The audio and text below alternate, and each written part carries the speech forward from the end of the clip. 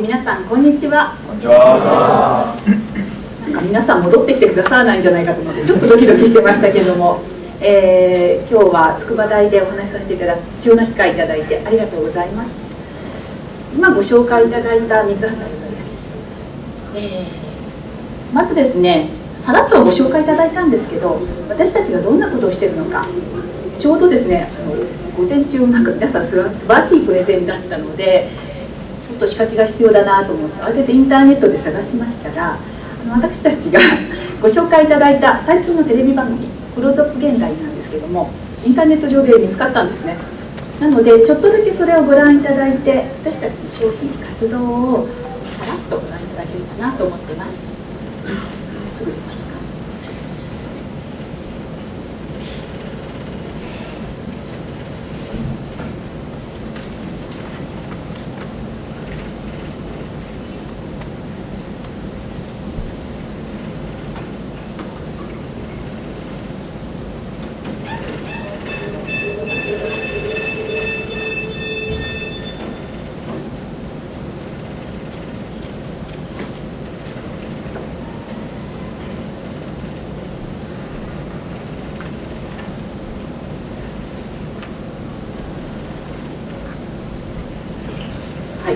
ちょっとじゃあ先に実物をお見せしますね。授乳服っていうものを作ってるんです。授乳服って聞いたことある方どのくらいいらっしゃいます？聞いたことある人、ありがとうございます。半分ぐらいですかね。15年前まで世の中になかったんですね。でどこに実物があるかっていうと、外にも展示してるんですけども、実は私着てます。これここをこうして開けるとおっぱいあげられる。なんかすぐこれ見せる予定だったんですけど、実は隣には赤ちゃん人形あるので持ってくればよかったなと思ってますけど、もうこうやって私たち皆さんの前に授乳ができる、こんな風な服を作ってます。で今からその映像をご覧いただくんですが、ちょっと繋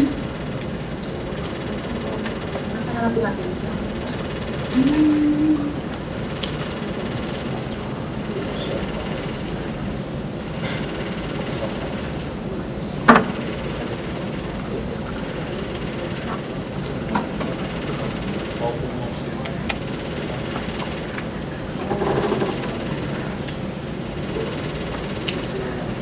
じゃあ先に話しましょうか。それではですね、ネットがなぜか繋がらなくなったということなので、肝心のその授乳シーン、皆さんも多分お待ちかねだと思うんですけど、それは後ほどご覧いただくことにしまして、私がどうしてこういう仕事をするようになったのか。最初からおっぱいっていうことを言っていただきましたけど、もともとおっぱいの仕事をしてたわけじゃ全くないんですね。そしてアパレル、授乳服っていうのはアパレルですけれども、アパレルな仕事をしていたわけでもないです。そんな私がどうしてこういう仕事をするようになったのか、そこのきっかけから先にお話をしていきたいと思います。その間にぜひつないでいただければと思います。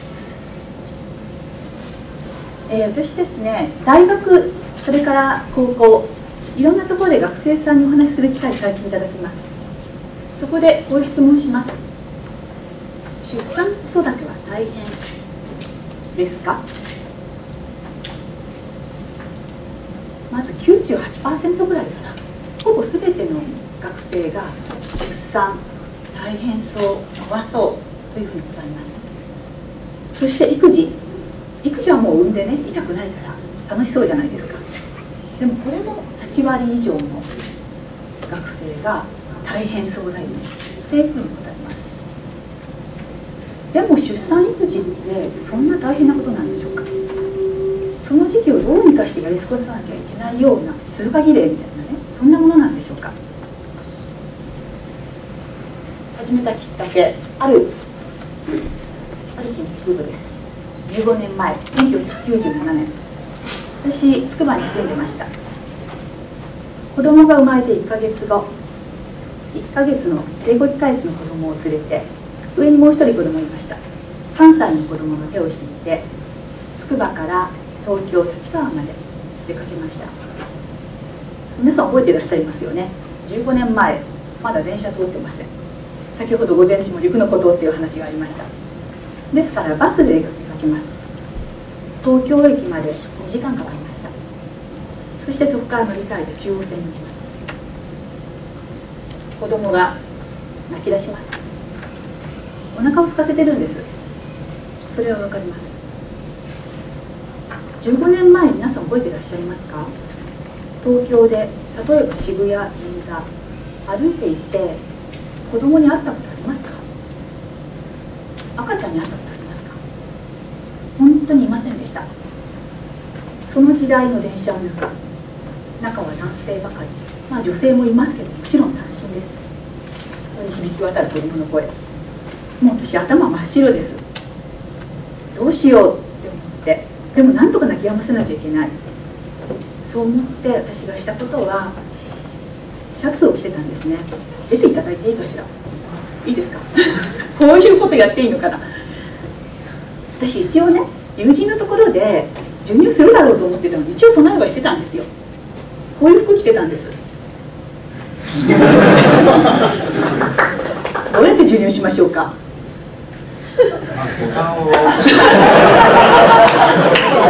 ね、ですよね。この間高校生に来ました、はい、男の子出して、女の子第3ボタンまで上げて、どうですか？いいですか？ありがとうございます。引っかからない？これコードに。はい。ね、こんな形でですね、私ちょっとおっぱい上げてみてください。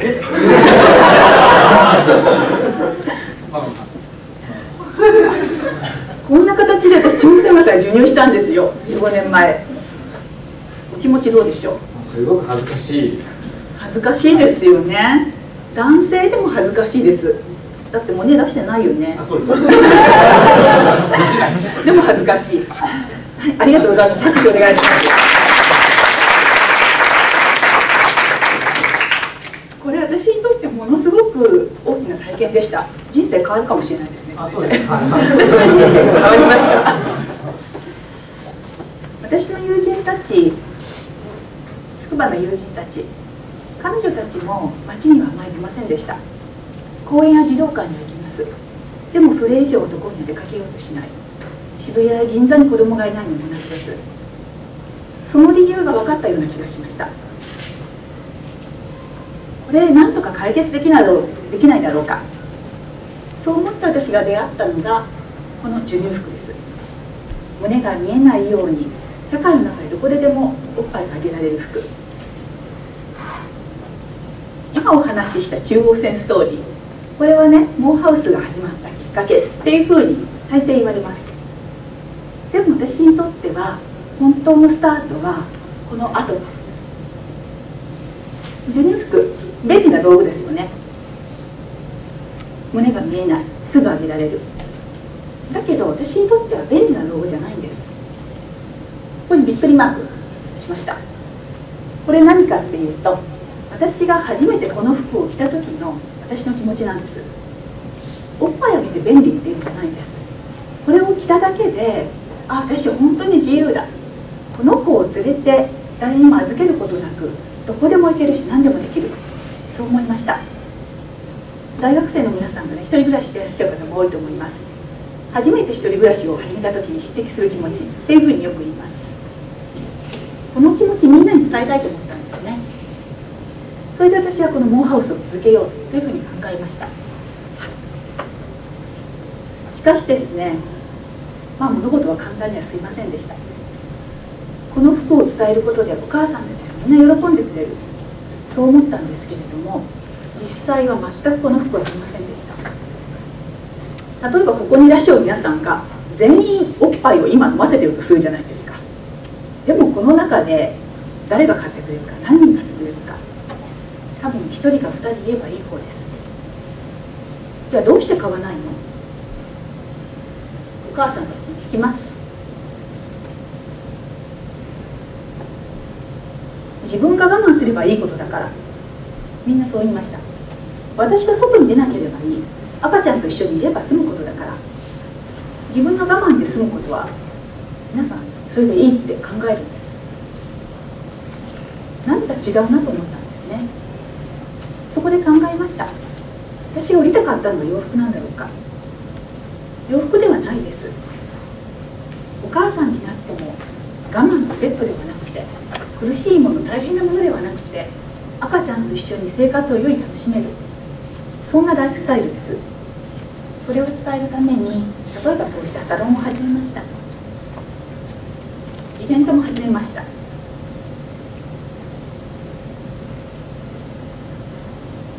れ授乳賞ですね。こんな風な賞を始めました。出ますか？無理。はい。これは六本木ヒルズでの授乳賞。授乳賞っていう名前の通り、お母さんたちが赤ちゃんを抱っこしてステージの上で本当におっぱいを飲ませています。こんな風なショーを見ていただいたり、それからサロンを開いて実際におっぱいをあげて外に出ているお母さんとして話していただくことで、少しずつお母さんたちの意識が変わってきました。そんな中で授乳服もだんだん広がってきて、15年前誰も知らず誰も買わなかった授乳服、来年は教科書にも載るっていうところまでやってきました。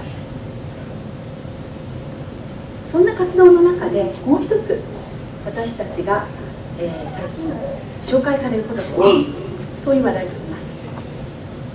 これは私たちのお店なんですね。これはアエラ、朝日新聞の出したアエラの中吊り広告、ここにモーハウスの文字があるんですね。びっくりしたんですけど、一番端、女子限定職場、セブンイレブン、ユニクロ、モーハウスなどの居心地と生産性。セブン、ユニクロは誰でも知ってると思うんですけど、モーハウスを知ってる人はほとんどいないだろうと思うので、こんな中吊り出していいのかと思うんですけど、でもね、単純に女子限定だけじゃないんです。どうしてここに載ったのかっていうわけをお話しします。モーハウスのもう一つの特徴、それは子連れ出勤ということをやってます。子連れ出勤といっても保育所を併設しているわけじゃないです。あるいはベビーシッターがいるわけでもない。このイラストのように赤ちゃんを抱っこしながらそのまま働く、こんな本当にシンプルな答えです。写真実際ご覧いただきますね。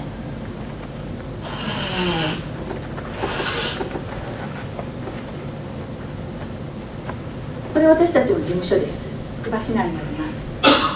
赤ちゃんを抱っこした女性たち、これはみんな私たちのスタッフで働いているところです。実を言うと、この左下の写真はこれをやらせ写真でしてパソコン叩いてますのでね、いたずらしそうですよね、この子は。なので、実際は下に置いてます。一つだけ秘密があるとすれば、私たちの事務所何の工夫もしてないように見えるんですけど、一つだけ秘密があります。何かっていうと、靴を脱いで上がります。これだけ。靴を脱いで上がるということは日本の普通の家庭と同じです。家庭の中でお母さんたちは家事をしながら育児をします。家事をしながら育児ができるんだったら、仕事をしながら育児だってできるでしょう。もう本当にそんな単純な発想、それを受け入れているのが私たちの会社です。この働き方がだんだん話題になるようになったので、私たちはショップを出しました。場所は青山、つくばエクスプレスが通ったので青山に出そうということになりました。場所は246沿い、青山学院の真ん前です。ここでも子連れ出勤をやろうと思いました。2人の女性がいますけれども、手前の女性はスタッフです。つくばの田舎だから、特殊なところだからできるのではなくて、東京のど真ん中、電車で通わなくてはいけない、そして物販という仕事、これですら赤ちゃんを抱っこしておっぱいを飲ませながら仕事をすることができる、この姿を見せたいと思ったんですね。青学の前ですから学生も見ます。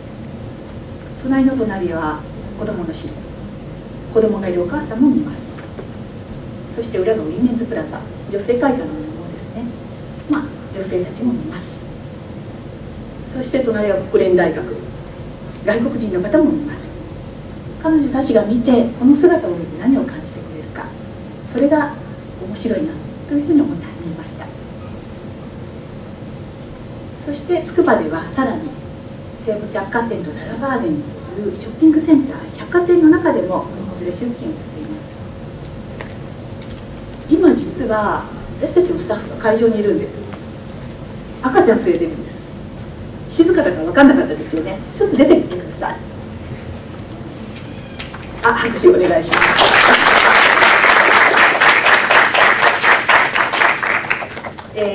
須田さん、実は筑波大出身だそうです。急遽ね、今日の朝になって呼んだんですけれども、本当泥縄で申し訳ないんですが、彼女は、マイクありますか？